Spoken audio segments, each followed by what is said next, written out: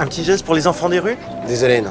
Vous n'êtes pas sensible à ce qu'ils vivent? C'est pas le moment, j'ai de gros problèmes. Ah, vous croyez qu'il y a plus grave aujourd'hui qu'un enfant dans la misère? Vous êtes pas bénévole. Tous les gens savent que vous êtes payé. Toi, t'en as rien à secouer du malheur des petits-enfants. Tu veux juste ton pognon. Alors compte surtout pas sur moi pour t'engraisser, espèce de petit connard. Face à ce collecteur de dons qui se servait de la charité pour lui mettre constamment la pression, une personne ordinaire aurait peut-être choisi de céder. Mais Tony n'était clairement pas ce genre d'homme. Tiens, regarde!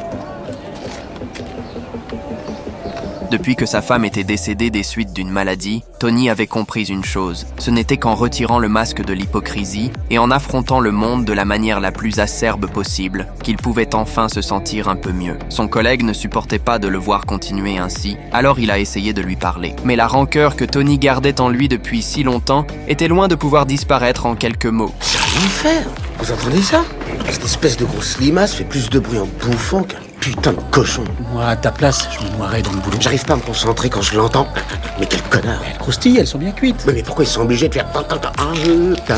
Ce mépris et ces sarcasmes à peine dissimulés ont rapidement refroidi l'ambiance dans tout le bar. Son collègue lui a conseillé de consulter un psychologue. Mais cet homme installé dans son fauteuil en cuir luxueux semblait encore plus étrange que Tony. L'un de mes clients fantasmait sur l'idée d'assassiner son ex-femme lorsqu'il se masturbait. Pourquoi vous me dites ça? Je vous ai pas dit son nom. Non, je sais, mais en quoi ça pourrait m'aider? Au moins à vous dire que vous n'êtes pas le seul. Le seul quoi? Le seul malade mental que je connais. En regardant ce médecin qui trouvait constamment des excuses, tout en disant pourtant exactement ce qu'il pensait, Tony est resté complètement sans voix. Pour se changer les idées, il a décidé d'emmener son chien se promener au parc. Mais il ne s'attendait pas à tomber sur un passant qui se mêlait de tout. Votre chien doit être en laisse. Pardon? On tient les chiens en laisse. Vous savez pas lire, le parc c'est pour tout le monde. Quoi?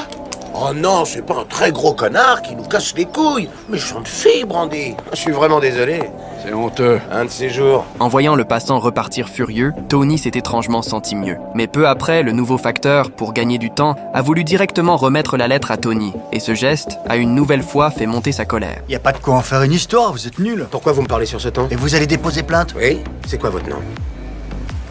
Mettez-le chez moi.